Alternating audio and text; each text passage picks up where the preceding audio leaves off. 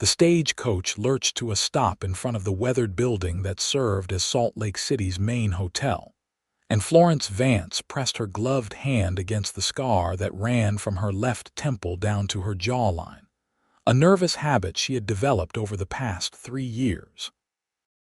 The year was 1878, and she had traveled over 1,500 miles from Philadelphia to meet a man who had promised her a new life through carefully written letters. A man named Thomas Hartley, who owned a dry goods store and needed a wife to help him build a future in the growing Utah territory.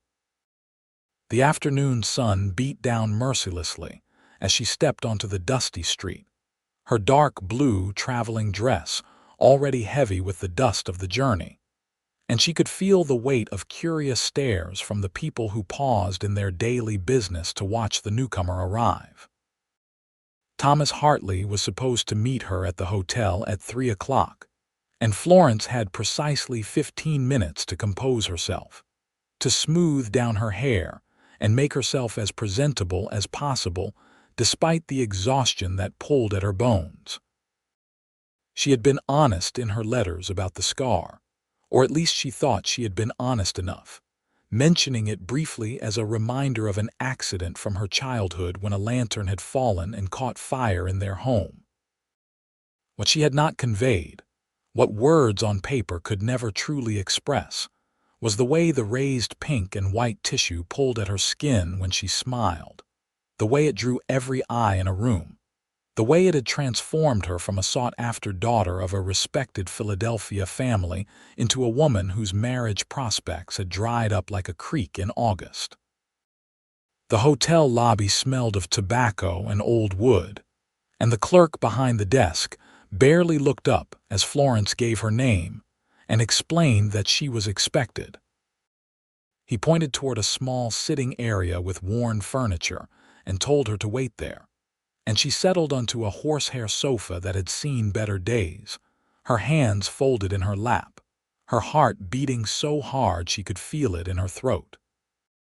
Through the window, she watched the street, watched the wagons roll past and the men on horseback and the women with their shopping baskets, and she tried to imagine herself as part of this place, tried to see herself walking these streets as Mrs. Thomas Hartley, respected and accepted, and finally able to stop feeling like damaged goods. At precisely 3 o'clock, a man entered the lobby, and Florence knew immediately it was him because he looked exactly like the photograph he had sent, with his neat beard and his formal suit that seemed out of place in this rough frontier town. She stood, smoothing her skirts, and waited for him to approach, but the moment his eyes landed on her face, the moment he truly saw the scar that no photograph and no carefully worded letter could have prepared him for, his expression changed. It was subtle at first, just a slight widening of his eyes, a brief pause in his step, but then his features settled into something harder, something that Florence had seen too many times before and had desperately hoped she would never see again. "Miss Vance," he said, and his voice was polite but cold, the warmth from his letters completely absent. "I am Thomas Hartley." "Mr. Hartley," Florence replied, forcing herself to meet his gaze directly despite the way her left hand wanted to rise and cover her cheek. "It is a pleasure to finally meet you in person after all our correspondence." He did not say it was a pleasure to meet her. He did not say anything about her journey or ask if she needed refreshment or show any of the courtesy that his letters had suggested he possessed. Instead, he cleared his throat and glanced around the lobby as if checking to see who might be watching this awkward meeting. "Perhaps we should speak privately," he said, and gestured toward a door that led to a small parlor off the main room. Florence followed him, her stomach sinking with every step, knowing already how this conversation would end, but hoping against hope that she was wrong. The parlor was empty, dusty, with curtains that blocked most of the afternoon light, and Thomas Hartley did not offer her a seat before he began speaking. "Miss Vance, I must be frank with you," he said, clasping his hands behind his back and looking somewhere past her left shoulder. "When you mentioned in your letter that you had a scar, I had assumed it would be something small, something barely noticeable. I am a businessman in this community, and my wife will need to help me in the store, to interact with customers and represent our family in society. I simply cannot have someone whose appearance might disturb people or drive away business." The words hit her like physical blows, each one precise and cutting, and Florence felt her face flush hot with humiliation and anger. "I was honest with you," she said, and her voice came out stronger than she felt. "I told you about the scar. You knew before I came all this way." "You were not sufficiently clear," Thomas replied, and now his tone carried an edge of irritation, as if she had deliberately deceived him, as if this was somehow her fault. "I expected a woman of proper appearance, and I am afraid you simply do not meet my requirements. I will, of course, pay for your room here for 3 nights and provide you with funds for a return ticket to Philadelphia.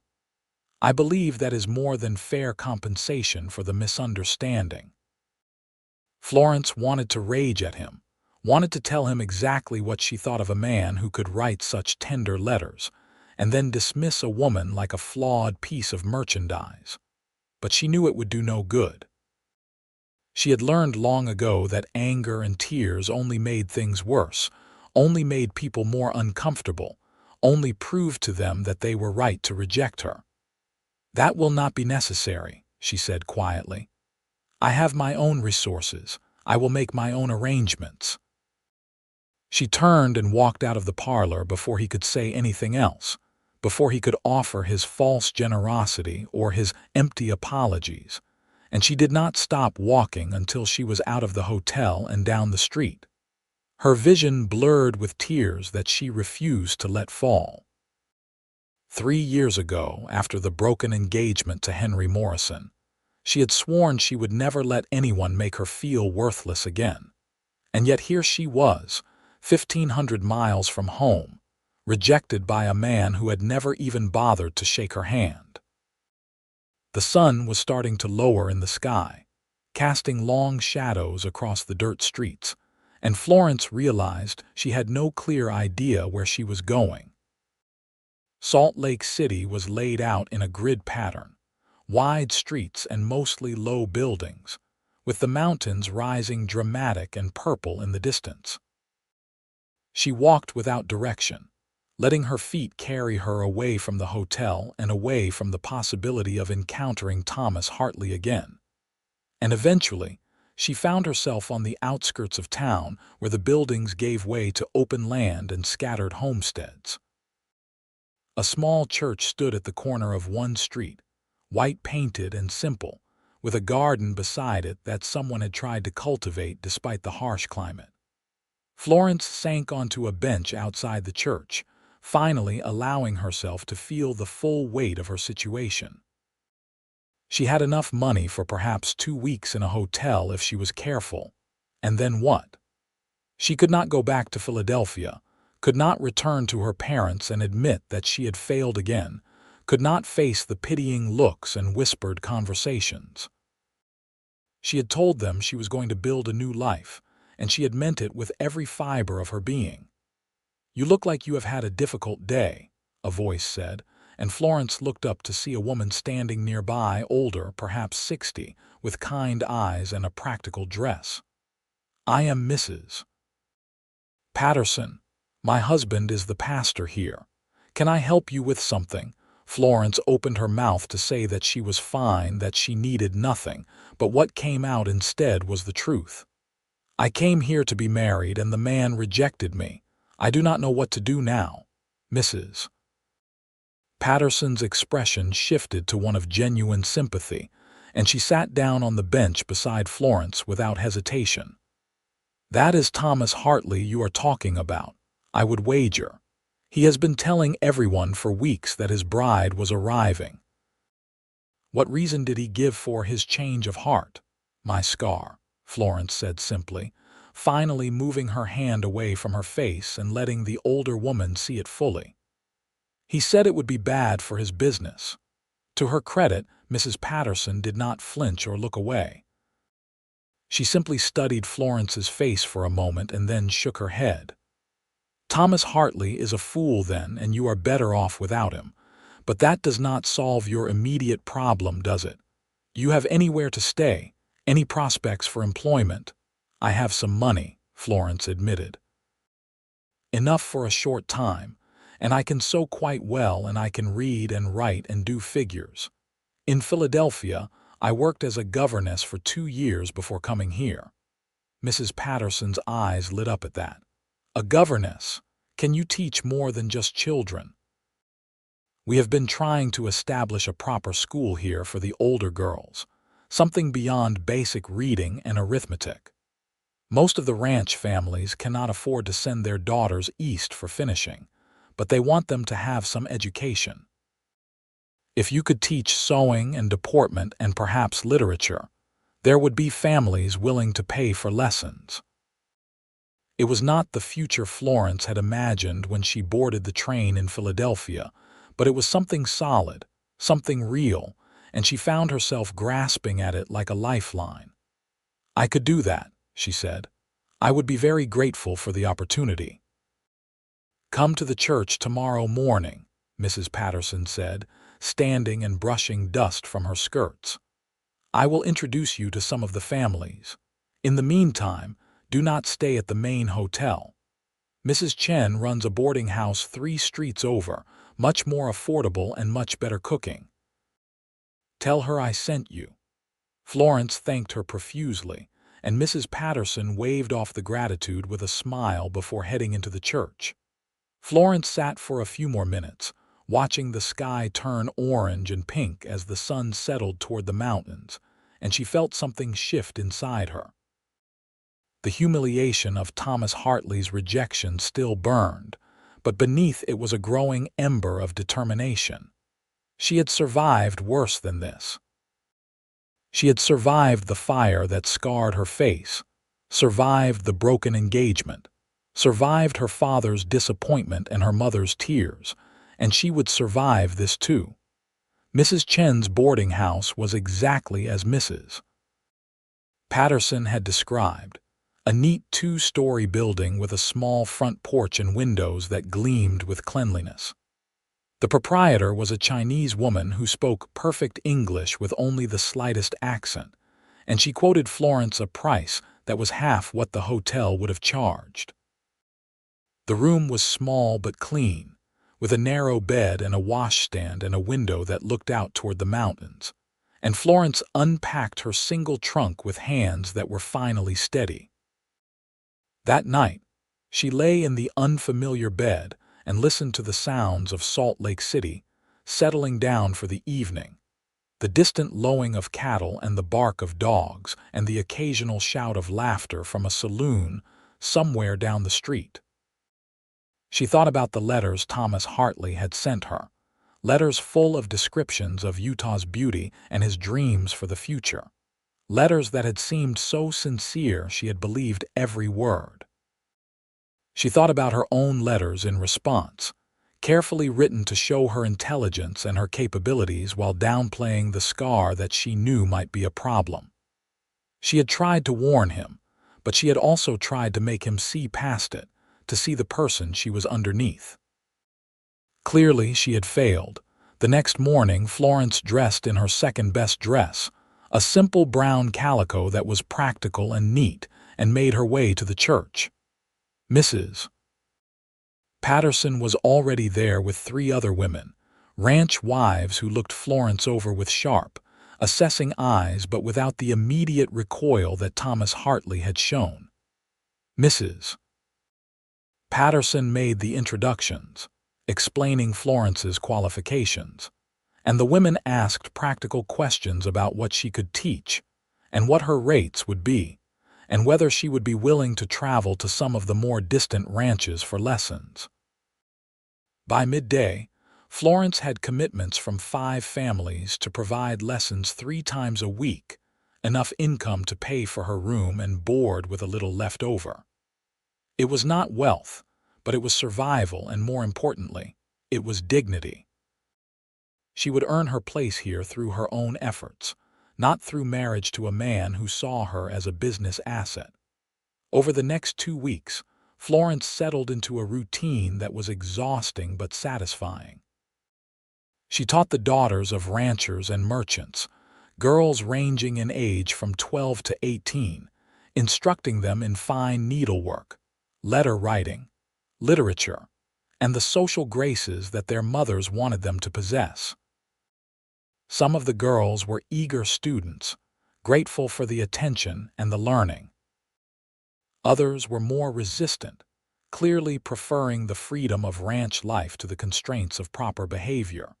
But Florence found ways to reach even them, connecting lessons to their daily lives and showing them how education could expand their choices rather than limit them. She became a familiar figure in Salt Lake City, the lady teacher who lived at Mrs. Chen's boarding house and could be seen walking between the homes of her students with her leather satchel full of books and sewing materials. People grew accustomed to her face, to the scar that marked her, and while she sometimes caught curious stares from newcomers, most of the regular townspeople simply accepted her as part of the community.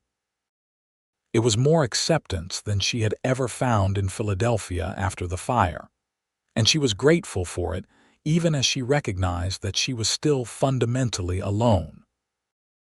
One afternoon in late October, Florence was walking back from a lesson at the Morrison Ranch, unrelated to her former fiancé despite the name coincidence, when she heard the thunder of hooves behind her. She moved to the side of the road automatically, expecting a rider to pass, but instead the horse slowed and a voice called out, "Miss Vance, are you heading back to town?" She turned to see a man on a rangy buckskin horse, a cowboy by his dress and bearing, with a dusty hat pushed back to reveal sun-bronzed features and eyes that were a startling shade of blue-green. He was perhaps 30 years old, with broad shoulders and capable hands on the reins, and when he smiled at her, it was open and friendly without any of the pity or discomfort she had learned to expect. "I am," Florence replied, shading her eyes against the afternoon sun to look up at him. "Are you offering a ride? If you are comfortable sharing a saddle with a stranger," he said, and swung down from the horse with easy grace. "I am Adam Anderson. I work the cattle for the Morrison Ranch and several others in the area. Mrs. Morrison mentioned she had a teacher coming this afternoon, and when I saw you walking, I figured I could save you some time and sore feet." Florence had never ridden double with anyone, but the walk back to town was over 2 miles and her feet were indeed sore in her town boots. "That is very kind of you, Mr. Anderson. I accept your offer." Adam Anderson led the horse over to a convenient rock that served as a mounting block and helped Florence settle side saddle behind the saddle, then swung up in front of her with a motion so smooth it barely jostled her at all. "Hold on to my waist," he instructed, his voice matter-of-fact. "Buck here is gentle, but I would rather you not fall off." Florence hesitantly placed her hands on either side of Adam's waist, feeling the solid warmth of him through his worn cotton shirt, and tried not to think about how long it had been since she had been this close to another person. The horse moved forward at an easy walk, and Adam kept up a steady stream of conversation that did not require much response from her. He had come to Utah 5 years ago from Texas, he told her, following the cattle drives north and eventually deciding he liked the mountain country well enough to stay. He worked for several ranches as needed, skilled with ropes and horses and all the other requirements of cowboy life, and he had a small homestead claim a few miles outside town where he was slowly building a cabin. His voice was pleasant, tinged with a Texas drawl that softened his words, and Florence found herself relaxing despite her initial awkwardness. "Mrs. Morrison says you are doing wonders with her daughters," Adam said as they rode. "She says Emma has finally stopped complaining about learning to embroider properly, and that is nothing short of miraculous." Florence smiled despite herself. "Emma is a bright girl who would rather be riding horses than sitting with needle and thread. I try to make the lessons relevant to her interests when I can." "That is a gift," Adam said. "Most teachers I knew growing up just hit us with a ruler when we did not pay attention, made me hate books until I was nearly grown. Do you like books now?" Florence asked, surprised at her own curiosity. "When I can get them," Adam admitted, "which is not often out here, but I have a few that I have read until the pages are falling apart. Charles Dickens mostly, and some poetry that probably is not very fashionable anymore." They talked about books for the rest of the ride, discovering a shared love of Dickens and a mutual appreciation for Wordsworth. And by the time they reached Salt Lake City, Florence felt more at ease with Adam Anderson than she had felt with anyone since arriving in Utah. He helped her down from the horse with the same easy courtesy he had shown throughout, and tipped his hat to her with a smile. "If you ever need a ride, Miss Vance, just let me know," he said. "I am in town most Saturday mornings at the feed store, or you can leave word with Mrs. Morrison." "Thank you, Mr. Anderson," Florence replied. "You have been very kind." She watched him ride away, his figure easy and relaxed in the saddle, and found herself wondering about him more than was probably proper for a woman who had been in town less than a month. She shook her head at her own foolishness and headed to the boarding house, where Mrs. Chen had promised to teach her how to make proper dumplings for soup. Over the following weeks, Florence encountered Adam Anderson several more times, and each time their conversations grew longer and more comfortable. He would appear with seemingly perfect timing when she had a long walk ahead of her, offering rides that she gradually stopped feeling guilty about accepting. He brought her books from his small collection, asking her opinion on passages he had found confusing or moving, and she found herself looking forward to returning them so she could hear his thoughts in response. It was early December when Adam first invited her to see his homestead, mentioning that he had just finished the cabin and would appreciate her opinion on whether it looked properly put together. Florence knew she should refuse, knew that visiting a single man's home alone was exactly the kind of thing that could damage her reputation. But she found herself saying yes anyway, because she genuinely wanted to see what he had built with his own hands. The homestead was beautiful in its simplicity, a small log cabin set in a meadow with the mountains rising dramatic behind it. Adam had chosen the location well, with a creek running nearby and a stand of cottonwoods providing shade in what would be the hot summer months. The cabin itself was tight and well built, one large room with a fireplace that Adam had constructed from river stones, and windows that faced south to catch the winter sun. "It is not much yet," Adam said, and Florence could hear the pride in his voice despite his modest words. "But it is mine, and that means something. I am tired of living in bunkhouses and other people's barns. I want a place that is home." "It is wonderful," Florence said honestly, running her hand along the smooth wood of the door frame. "You should be proud of what you have accomplished."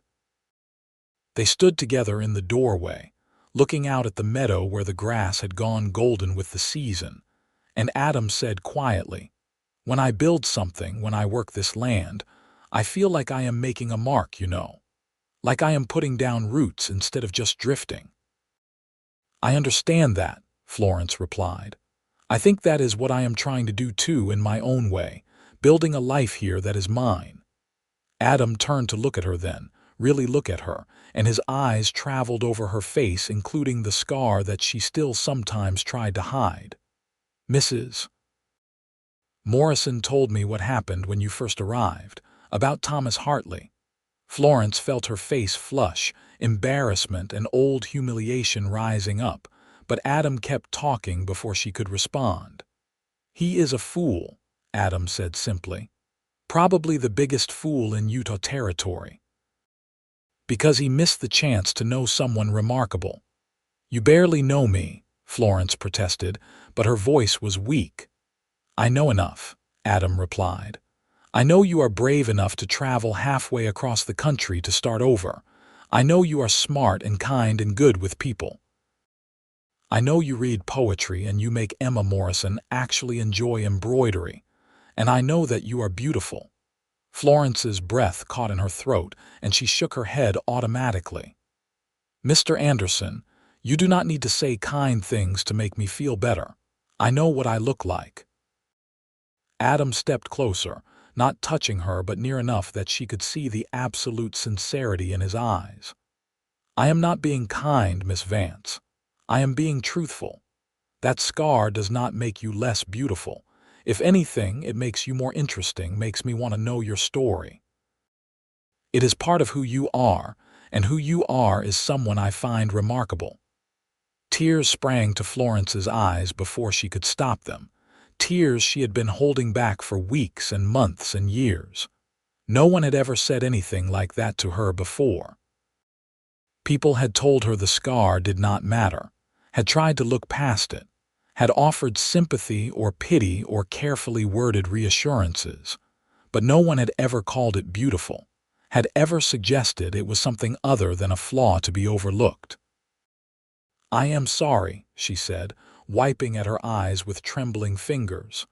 "I did not mean to become emotional." "You cry all you need to," Adam said gently.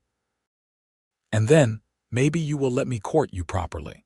Because I have been wanting to ask for weeks, but I was not sure if you would be interested in a cowboy who mostly smells like horses and has dirt under his fingernails most of the time."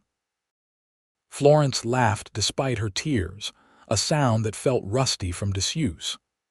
"I think I would like that very much, Mr. Anderson, though you will have to teach me what proper courting looks like in Utah territory.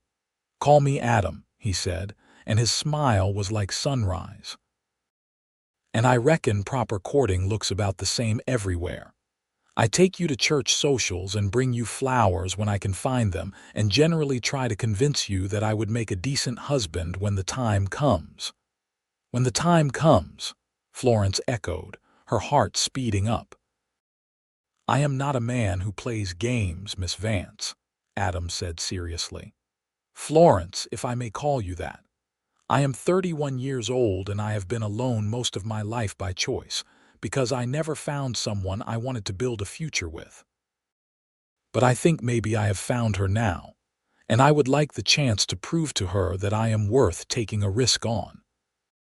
Florence looked at him, at this man who had appeared in her life like an unexpected gift, and she felt something unfold inside her chest, something that might have been hope or might have been the very beginning of love. "I think I would like to give you that chance, Adam. And you may certainly call me Florence." They stood together in the doorway of the cabin as the afternoon light turned golden, not touching yet but connected by something stronger than physical contact. And Florence felt for the first time since arriving in Utah that she might truly have found a home. The courtship that followed was unlike anything Florence had experienced in Philadelphia. Adam was straightforward and honest in his affections, never playing coy games or hiding his growing feelings behind social convention. He showed up at Mrs. Chen's boarding house every Saturday with whatever flowers or interesting stones he had found during the week, and he took Florence on long rides through the surrounding country, showing her hidden canyons and overlooks where the view stretched out forever. They talked endlessly about their pasts and their hopes and their fears, and Florence found herself opening up in ways she had not thought possible. She told him about the fire, about being 9 years old and trapped in her room while flames consumed the hallway outside, about her father finally breaking through and carrying her out, but not before the burning timber had fallen and seared her face. She told him about the months of recovery, the pain and the scarring, and then the slower, more insidious pain of watching people's attitudes toward her change as she grew from a child into a young woman. She told him about Henry Morrison, her first and only Philadelphia beau, who had courted her for 6 months and then broken their engagement 2 weeks before the wedding after his mother convinced him that Florence's disfigurement would reflect poorly on the family. Adam listened to all of it without interruption, and when she was finished, he simply took her hand and said, "I am glad you survived that fire, Florence. The world would be a poorer place without you in it."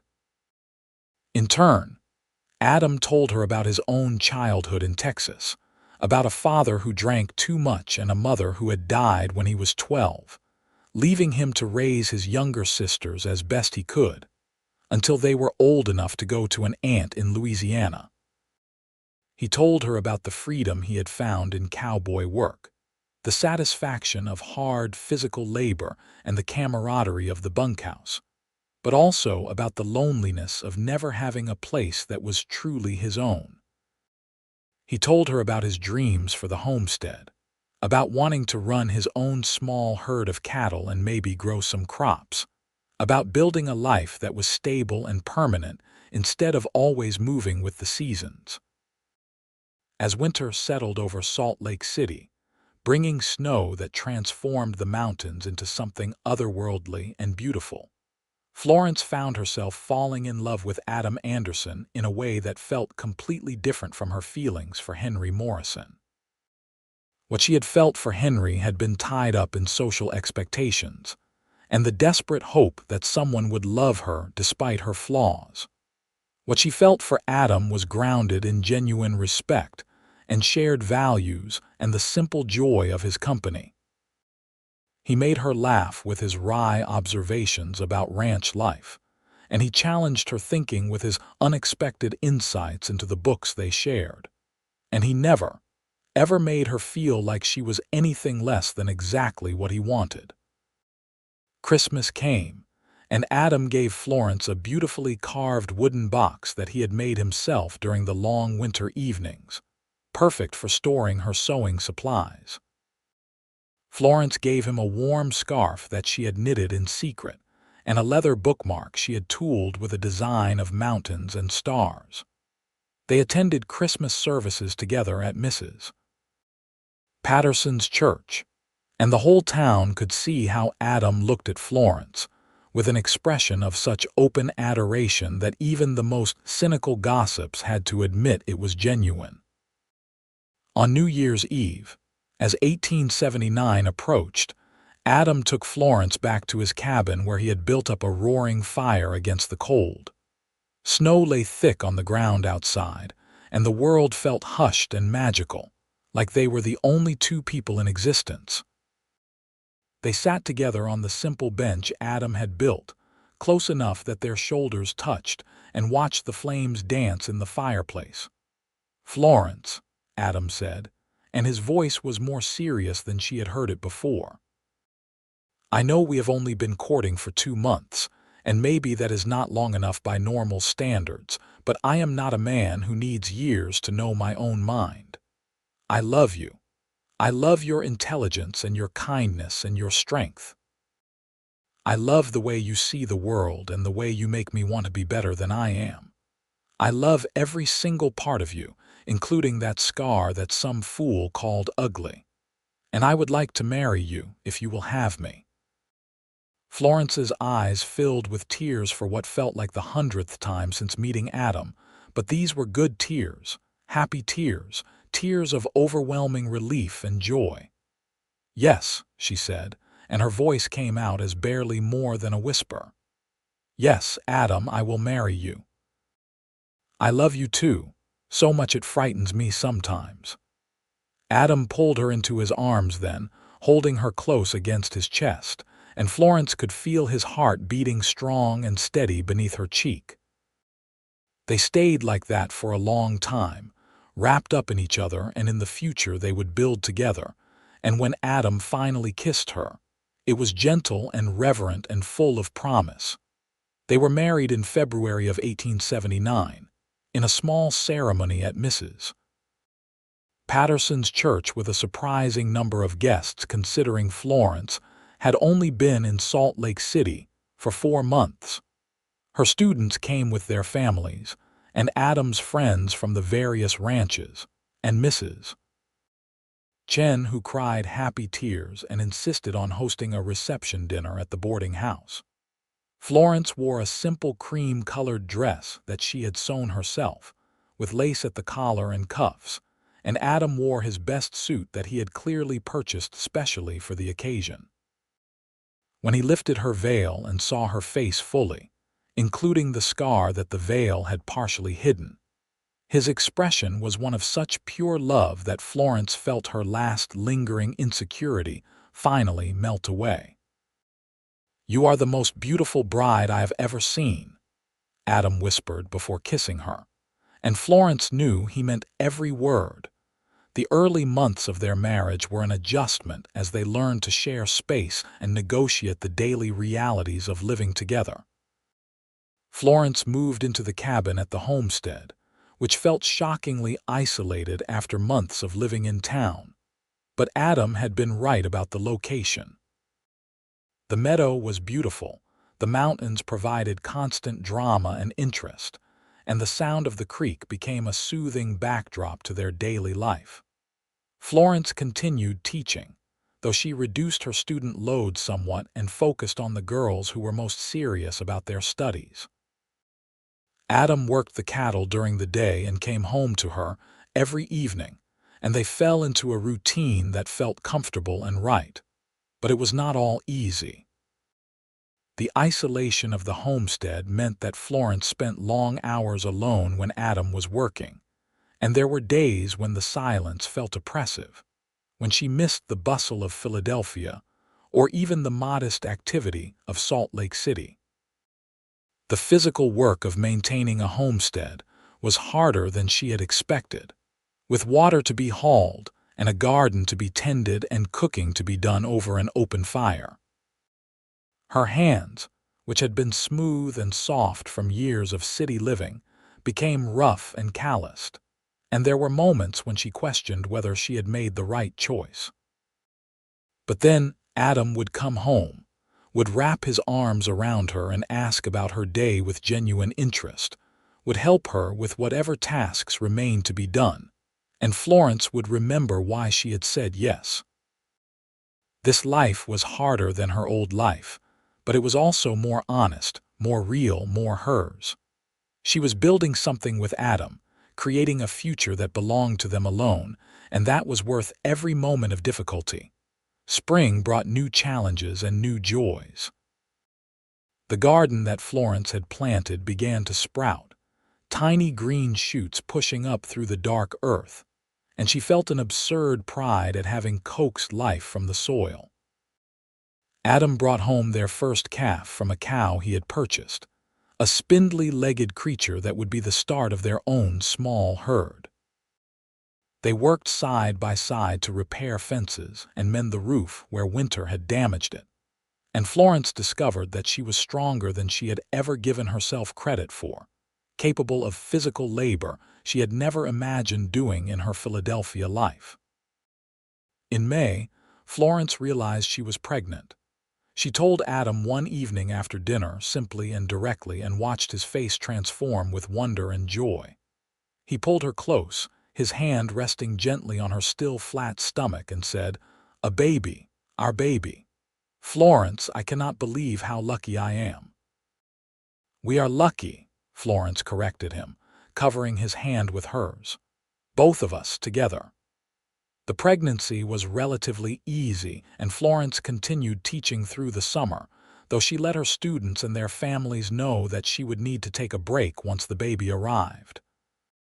Emma Morrison, her most resistant student who had become one of her favorites, was particularly excited about the baby and insisted on helping Florence sew tiny clothes and blankets for the coming child. "You are going to be such a good mother," Emma said one afternoon as they worked together on a small quilt. "I hope when I grow up, I am as brave as you are." Florence looked at the girl in surprise. "Brave? I am not brave, Emma. I am just living my life." "You came all the way here alone," Emma said seriously. "And when that awful Mr. Hartley rejected you, you did not go home crying. You made a new plan and you worked hard and you married someone who really loves you. That is brave." Florence felt her eyes sting with tears, as they seemed to do so easily these days, and she reached over to hug the girl. "Thank you, Emma. That means more to me than you know." Adam was protective without being overbearing as Florence's pregnancy progressed, insisting on doing more of the heavy work around the homestead, but never making her feel like she was helpless or incapable. He would sit with his hand on her belly in the evenings, talking to the baby about the life they would have together, about riding horses and reading books and learning to work the land. Florence would listen and feel overwhelmed with love for this man who had appeared in her life when she most needed him. In November of 1879, on a cold night with snow falling soft outside the cabin windows, Florence went into labor. Adam rode hard to fetch Mrs. Patterson, who had assisted with many births and had offered to help when Florence's time came. The labor was long and difficult, and there were moments when Florence was certain she could not continue, but Mrs. Patterson was calm and encouraging, and Adam held her hand and wiped her forehead and told her she was doing wonderfully. Finally, as dawn light began to filter through the windows, Florence gave birth to a son. He was small and red and absolutely perfect, with a full head of dark hair and lungs that announced his presence to the world. Adam cried when Mrs. Patterson placed the baby in his arms, actual tears running down his weathered cheeks, and he looked at Florence with an expression of such awe that she felt her heart might burst. "He is beautiful," Adam said hoarsely. "Florence, you did so well. He is just perfect." They named him Andrew, after Adam's father, who had not been a good man but whose name deserved a chance at redemption, and he became the center of their world. Florence had not expected motherhood to be easy, and it was not. The endless cycle of feeding and changing and soothing took up nearly all her time and energy, and there were nights when she was so exhausted she could barely remember her own name. But there were also moments of transcendent joy, like when Andrew first smiled at her, a real smile that crinkled his eyes, or when Adam would hold the baby against his chest and sing soft songs in his Texas drawl. Florence returned to teaching when Andrew was 4 months old, bringing him with her to lessons in a basket that she could set nearby while she worked with her students. The girls adored having a baby present, and Florence found ways to incorporate infant care into her lessons on practical household management. It was exhausting to manage teaching and motherhood simultaneously, but it was also satisfying, and the extra income helped as Adam worked to expand their small cattle operation. The years that followed were full and rich, marked by the rhythms of ranch life and the changing seasons. Andrew grew from a baby into a toddler who was fearless and curious, constantly getting into things he should not touch and giving Florence new gray hairs on a regular basis. Adam's homestead prospered slowly but steadily, the cattle herd growing, the garden producing enough vegetables to can for winter, the cabin expanding with an additional room that Adam built with his own hands. In the spring of 1882, Florence discovered she was pregnant again, and this time the pregnancy was harder. She was older now, 31 years old, and her body did not bounce back from fatigue the way it had with Andrew. She cut back on teaching significantly, focusing only on her most advanced students, and spent much of her time resting and watching Andrew play in the meadow outside the cabin. This second baby, a daughter they named Alice, arrived in December of 1882 after a labor that was mercifully shorter than Andrew's had been. She was tiny and delicate, with Adam's blue-green eyes and Florence's fine features, and she seemed content to observe the world quietly from whatever comfortable spot she occupied. Where Andrew had been all noise and energy from birth, Alice was contemplative and calm, and Florence felt an immediate kinship with this small person who seemed to take after her in temperament. Adam was besotted with his daughter, carrying her around the homestead tucked into the crook of his arm while he did one-handed chores, talking to her about the cattle and the weather and anything else that crossed his mind. Florence would watch them together and feel such overwhelming gratitude for her life that it sometimes brought her to tears. This was so far from what she had imagined when she left Philadelphia, but it was so much better than anything she could have planned. By 1884, the homestead was well established and successful enough that Adam no longer needed to work cattle for other ranches.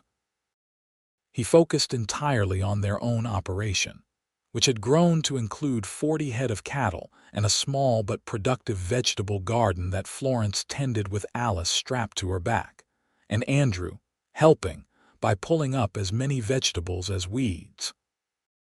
They were not wealthy by any means, but they were comfortable and, more importantly, they were happy. Florence had long since stopped teaching regularly, though she occasionally took on a student or two who showed particular promise and whose families could not afford to send them east for schooling. Her life had become entirely focused on the homestead and her family, and while there were moments when she missed the intellectual stimulation of regular teaching, she found satisfaction in other ways. She read voraciously, borrowing books from anyone who would lend them, and she wrote long letters to her parents in Philadelphia describing her life and her children and her deep contentment. Her parents had been shocked when she first wrote to them about Adam, about the marriage that had happened so quickly after Thomas Hartley's rejection. But over time, they had come to accept and even approve of her choice. Her father wrote that he could tell from her letters that she was truly happy in a way she had never been in Philadelphia, and her mother sent packages for the children filled with toys and clothes that were much finer than anything available in Salt Lake City. In the summer of 1885, Florence's parents made the long journey to Utah to meet Adam and their grandchildren. Florence had been nervous about the visit, worried that her parents would judge the rough conditions of the homestead or find Adam lacking in some way, but her fears proved unfounded. Her father, a proper Philadelphia gentleman who had never done a day of manual labor in his life, was genuinely impressed by Adam's work ethic and the success of the homestead. Her mother fell in love with her grandchildren immediately and seemed unable to understand why Florence had ever worried. On the last evening of their visit, Florence's mother took her aside while Adam was showing Florence's father the cattle operation. "I owe you an apology," her mother said quietly. "When you left Philadelphia, I thought you were running away, making a mistake that would ruin your life. I thought you should have stayed and found some way to be content with what was available to you there. But I see now that you were running towards something, not away. You were brave enough to build the life you deserved, and I am so very proud of you." Florence hugged her mother, tears streaming down her face, and felt another piece of her past finally heal. She had spent so many years believing that she was disappointing her parents, that her scar and her failed engagement had made her a source of shame. But now, she understood that they had simply wanted her to be happy. And she was happy, deeply and genuinely happy in a way that had nothing to do with meeting other people's expectations, and everything to do with being true to herself. As her parents' stagecoach pulled away to begin their journey back east, Florence stood with Adam's arm around her waist and her children holding onto her skirts, and she felt a profound sense of completion. This was her family, her home, her life, and it was exactly what she had always needed even when she had not known what to ask for. The years continued to pass with the steady rhythm of ranch life. Andrew grew into a boy who was passionate about horses and cattle, following Adam everywhere, and absorbing everything his father could teach him about ranching. Alice was quieter and more studious, preferring books to animals, and Florence spent happy hours teaching her to read and introducing her to all the poetry and literature that had sustained Florence through difficult times.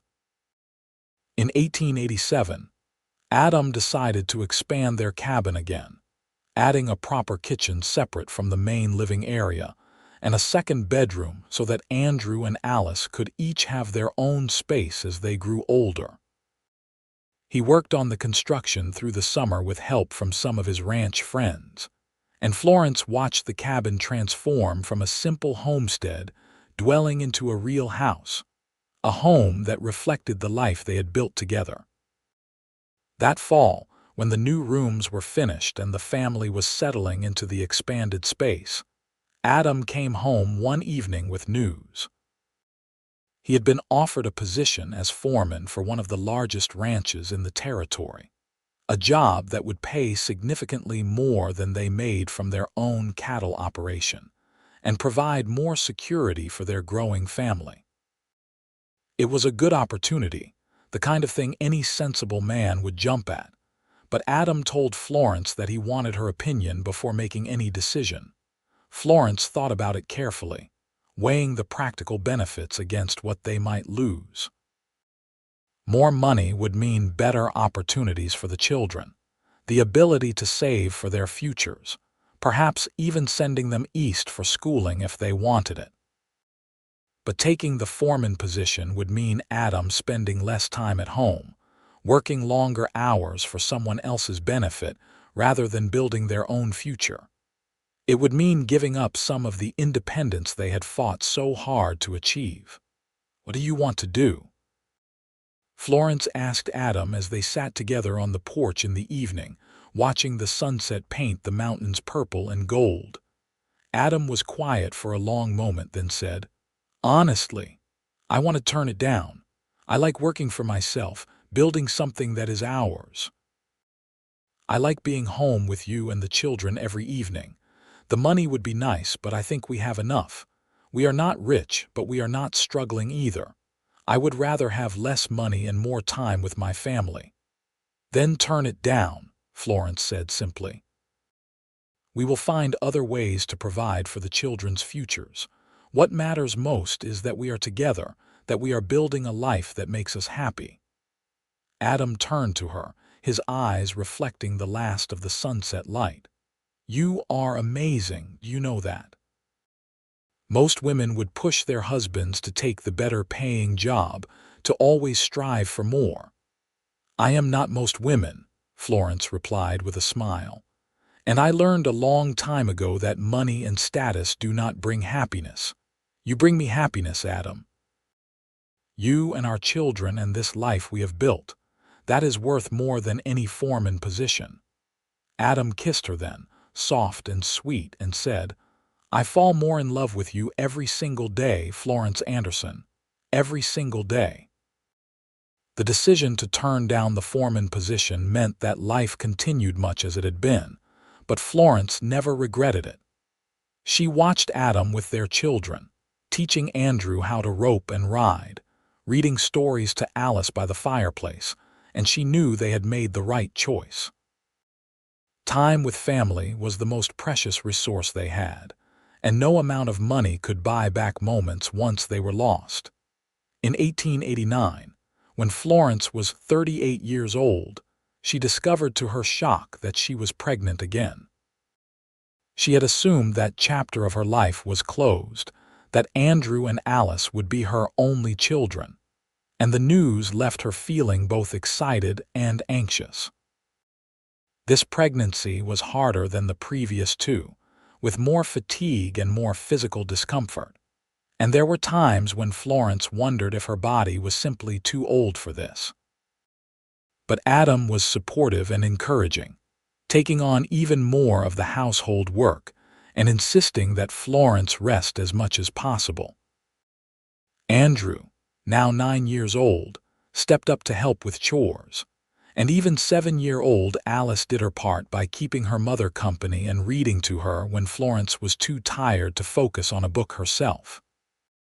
In the spring of 1890, Florence gave birth to another son, and this labor was by far the most difficult she had experienced.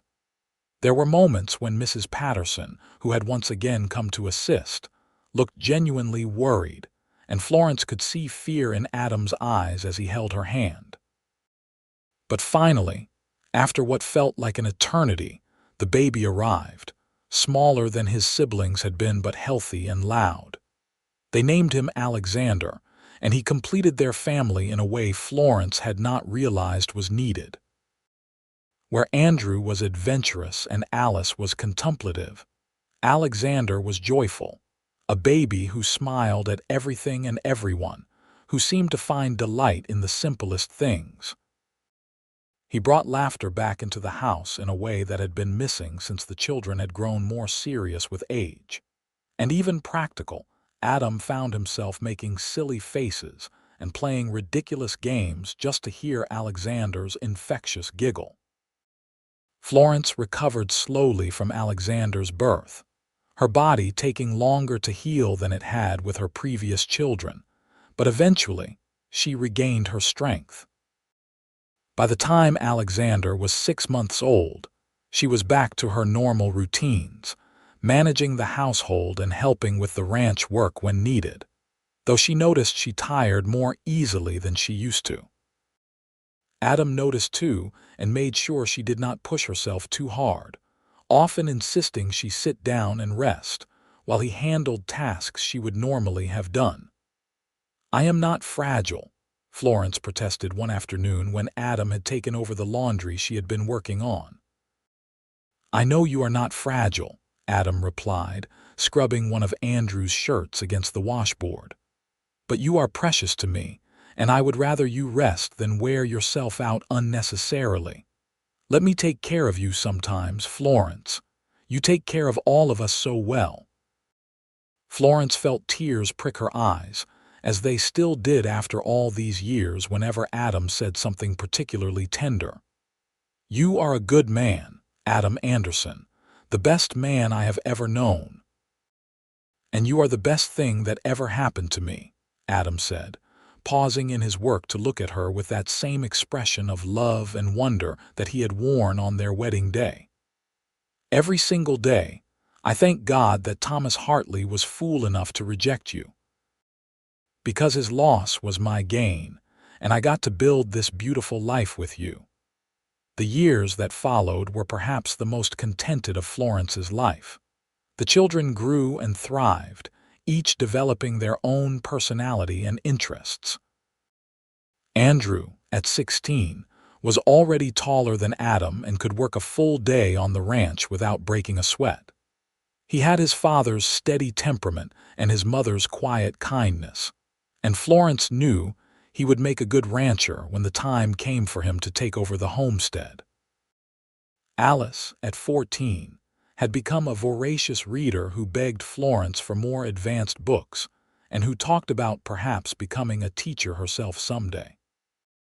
She was beautiful in a quiet way, with her father's striking eyes and her mother's fine features, and Florence saw young men already starting to pay attention when the family went into town for church or supplies. Florence made sure to talk to Alice about the importance of choosing someone who valued her mind as much as her appearance, someone who would be a true partner rather than just a husband. Alexander, at 6 years old, was still their baby, though he would have been offended to be called that. He was fearless and funny, always getting into scrapes that gave Florence new gray hairs, but he was also sweet and affectionate in a way that his older siblings had never been. He would climb into Florence's lap without warning, wrapping his arms around her neck and declaring his love in that loud, unself-conscious way of small children, and Florence treasured every moment because she knew how quickly it would pass. Adam, now 51 years old, had some gray in his hair and more lines around his eyes, but he was still strong and vital, still working the ranch with the same dedication he had shown when Florence first met him. They had built something together that would outlast them, a legacy not just of land and cattle, but of love and partnership and family. Florence, at 45, felt the effects of age in her joints that ached on cold mornings, and the way her eyes needed more light for reading. But she also felt a deep satisfaction with the life she had lived. It was on a warm evening in the summer of 1896 that Florence and Adam found themselves alone for the first time in what felt like months. Andrew had taken Alice and Alexander into town for a church social, and the homestead was blissfully quiet. They sat together on the porch, watching the sunset just as they had so many times before, and Adam reached over to take Florence's hand. "You ever regret it?" he asked quietly. "Staying here, building this life with me instead of going back to Philadelphia or trying for something different?" Florence looked at him in surprise. "Regret it? Adam, how could you even ask that? This is the happiest I have ever been. You and our children are everything to me." "I just want to make sure," Adam said, and Florence could hear genuine vulnerability in his voice. "Because I know this life is not easy. I know you work hard every single day, that you gave up comfort and society and all the things you could have had back east. And I want to make sure you do not feel like you settled for something less than you deserved."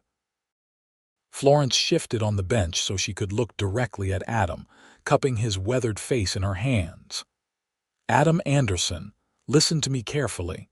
I did not settle. I did not give up anything that mattered. What I found here with you is more than I ever dreamed was possible. You saw me, really saw me, when everyone else just saw a scar. You called me beautiful when I had spent years believing I was damaged. You built a life with me that is full of love and purpose and joy. How could I possibly regret that?" Adam's eyes were suspiciously bright, and he pulled Florence close, wrapping his arms around her in an embrace that spoke of years of shared struggles and triumphs. "I love you," he said simply. "More than I have words to express. You made me believe in possibilities I had given up on." They sat together as the light faded and the stars began to appear. Two people who had found each other against all odds and built something beautiful from that chance meeting on a dusty road. Florence thought about the girl she had been when she arrived in Salt Lake City, so full of hope and fear, and she wished she could go back and tell that girl that everything would work out better than she could imagine. That rejection and disappointment would lead to something far more valuable than the safe, comfortable life she had been seeking. The scar that ran down her face, the mark that had caused her so much pain and shame, had become just another part of who she was, unremarkable in the face of everything else she had experienced.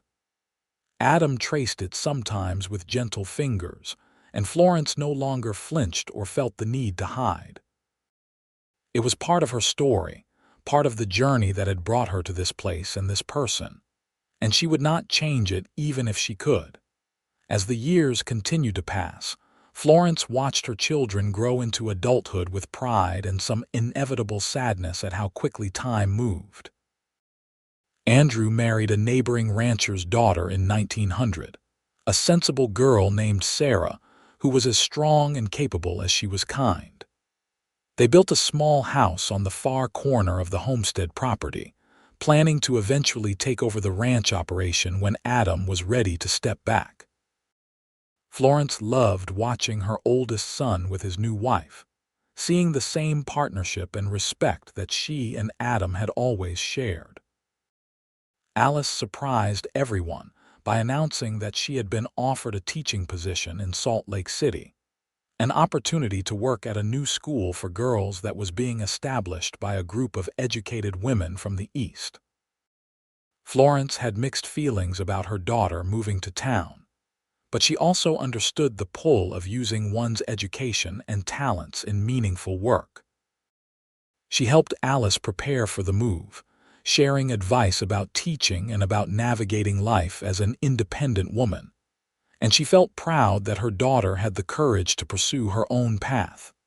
Alexander, now 12 years old, seemed destined to follow in his brother's footsteps as a rancher. He had a natural affinity for animals and a fearlessness around cattle and horses that occasionally gave Florence heart palpitations. But Adam assured her that Alexander knew what he was doing, that he had good instincts and would grow into a fine cattleman. Florence tried to trust her husband's judgment and not worry excessively, though she suspected she would always see Alexander as her baby no matter how old he grew. In 1902, when Florence was 51 years old and Adam was 57, they celebrated their 23rd wedding anniversary with a quiet dinner at home. The children were all otherwise occupied, Andrew with his own growing family, Alice visiting from Salt Lake City, and Alexander staying overnight with a friend from a neighboring ranch. Florence cooked Adam's favorite meal, beef stew with fresh bread, and they ate by candlelight at the table Adam had built with his own hands all those years ago.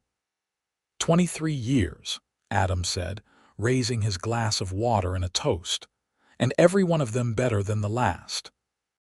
Some of them were quite difficult, Florence reminded him with a smile. Remember the year the cattle got sick, or when Andrew broke his arm, or when Alexander decided to climb onto the roof and could not get down. Those were challenges, Adam agreed. But we faced them together, and that made all the difference. Florence, I meant what I said on our wedding day.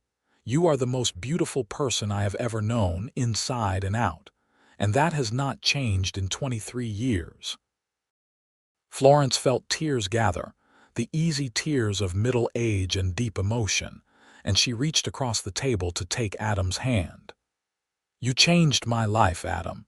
You gave me a home and a family and a sense of belonging that I had never experienced before.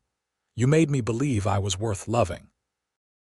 You were always worth loving, Adam said firmly. I just had the good sense to see it when others were too blind or too foolish. Best decision I ever made, stopping to offer you a ride that day. They spent the evening talking about their years together, remembering moments both joyful and difficult, laughing over the children's various antics, and making plans for the future that still stretched ahead of them. When they finally went to bed, climbing into the same bed they had shared for over 2 decades, Florence felt a contentment so profound it was almost painful in its intensity. The following years brought changes, as years always do. Andrew and Sarah had their first child, a boy they named Adam after his grandfather, and Florence discovered that being a grandmother was even more wonderful than being a mother had been. She could love and spoil little Adam without the constant worry and exhaustion of primary parenting, and watching her own, Adam hold his grandson was one of the sweetest sights she had ever witnessed. Alice thrived in her teaching position, eventually becoming head mistress of the school, and she wrote Florence long letters about her work and her students. She seemed content with her unmarried state, focused on her career in a way that Florence both understood and supported. Not every woman needed marriage to have a fulfilling life, though Florence was grateful that her own marriage had been so happy. Alexander grew into a young man who was handsome and charming, with his father's easy way with people and his mother's quick mind. He courted several local girls with varying degrees of seriousness, and Florence watched with amusement as he tried to figure out what he wanted in a partner. She gave him the same advice she had given Andrew and Alice, to look for someone who would be a true companion and equal, someone whose company he enjoyed even when the initial spark of romance faded.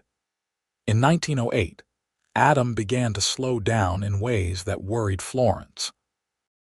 He was 63 now, not old by any means, but the years of hard physical labor had taken their toll. His knees ached in cold weather, his hands had trouble gripping things tightly, and he tired more easily than he used to. Andrew gradually took over more of the ranch work, and while Adam seemed relieved to have less responsibility, Florence could also see that he struggled with feeling less useful. "You have earned the right to rest," Florence told him one afternoon when she found him looking frustrated over a broken harness he could not manage to repair with his stiff fingers. "You have worked hard your entire life, Adam. Let Andrew handle the heavy work now." "You have other things to contribute." "Like what?" Adam asked, and Florence could hear genuine uncertainty in his voice. "Like helping me with Alexander," Florence said immediately. "Like teaching your grandson about ranching. Like reading more and thinking more and spending time with me. Like being the wise elder that everyone comes to for advice. You have so much to offer that has nothing to do with physical strength." Adam looked at her for a long moment, then smiled. "When did you get so smart?" "I have always been this smart," Florence replied with mock indignation. "You just had other things on your mind all these years." They settled into a new rhythm, with Adam taking on more advisory and teaching roles while Andrew handled the daily ranch operations. Florence watched her husband with their grandson, teaching the boy to read and sharing stories from his Texas childhood, and she saw that Adam was finding new purpose in this phase of life. It was different from the active, physically demanding work he had done for so many years, but it was valuable nonetheless. In 1910, Alexander announced that he was engaged to a girl named Mary from a neighboring ranch, a practical young woman who could ride and rope as well as any man, and who clearly adored Alexander for who he was beneath his charm and good looks. Florence liked Mary immediately, seeing in her the same strength and independence that had served Florence so well in her own marriage, and she gave the couple her wholehearted blessing. Alexander and Mary were married that summer in a ceremony at Mrs. Patterson's church, the same church where Florence and Adam had married 31 years earlier. Mrs. Patterson, now in her 90s and still sharp as ever, officiated the ceremony with the same warmth she had shown Florence on that awful first day in Salt Lake City. Florence sat with Adam during the ceremony, his hand clasped firmly in hers, and she felt the circle of life completing itself in a satisfying way. That evening at the celebration dinner, Adam stood to make a toast to the newlyweds.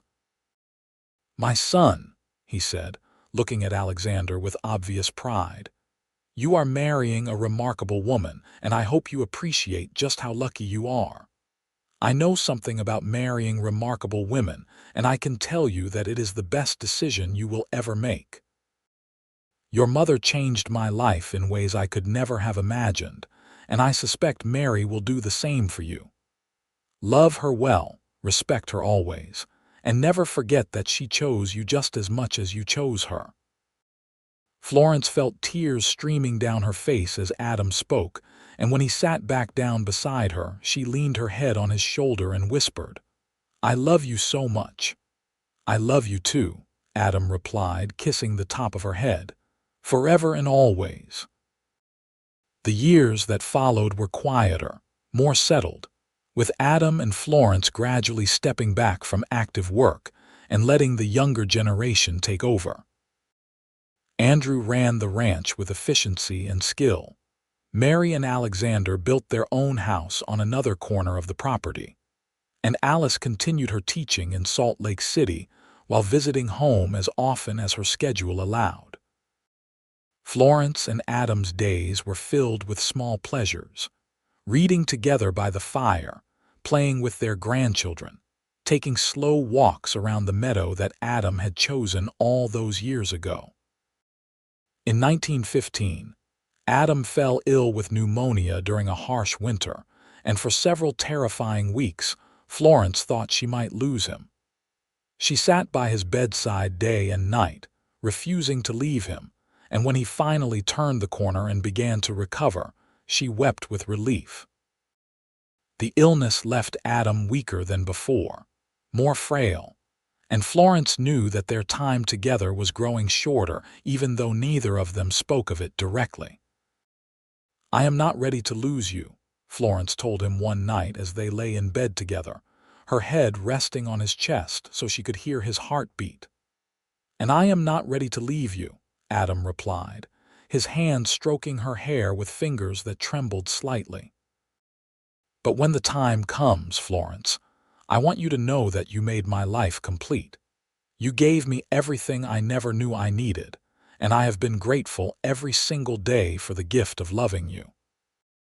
"Stop talking like that," Florence said, even though she knew he was right to speak of such things. "You are going to be fine.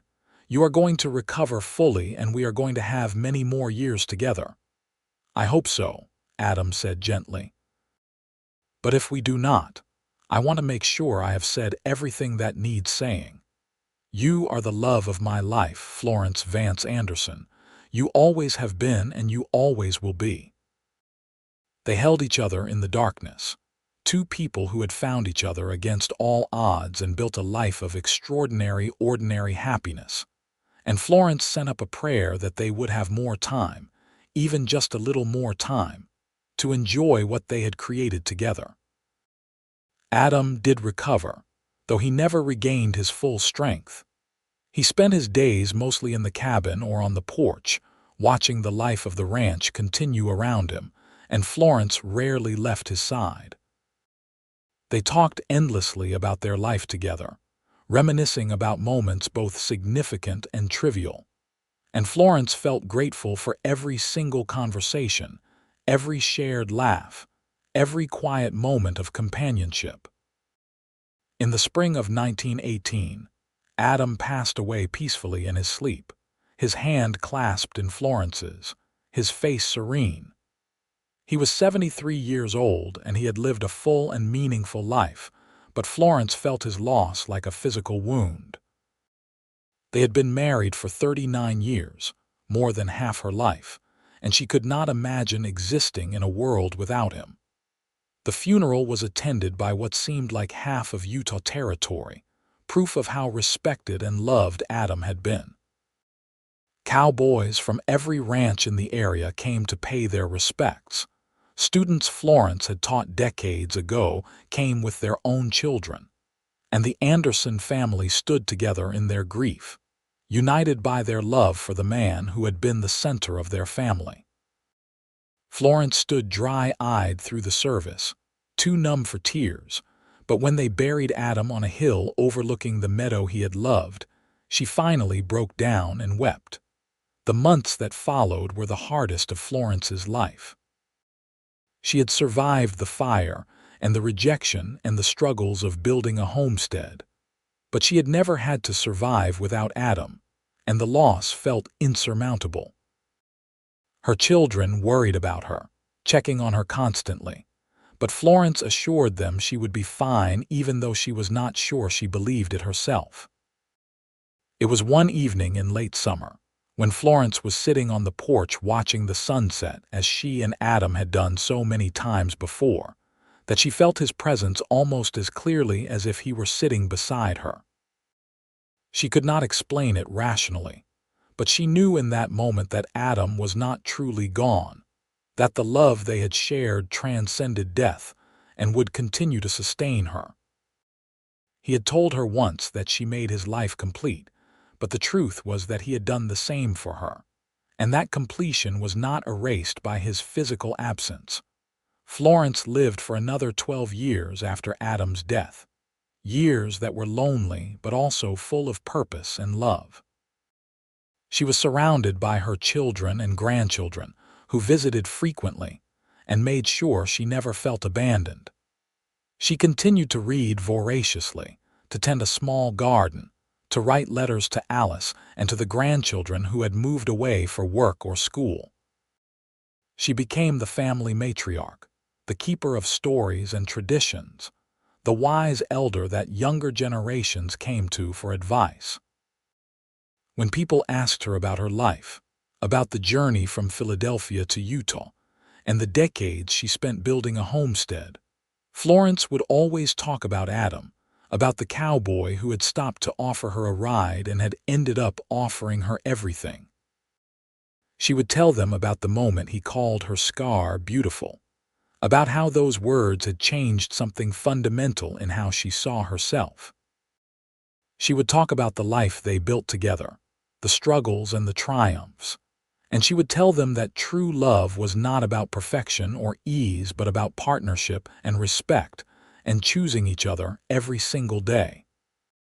Florence passed away peacefully in 1930 at the age of 79, surrounded by her children and grandchildren, in the cabin that Adam had built with his own hands.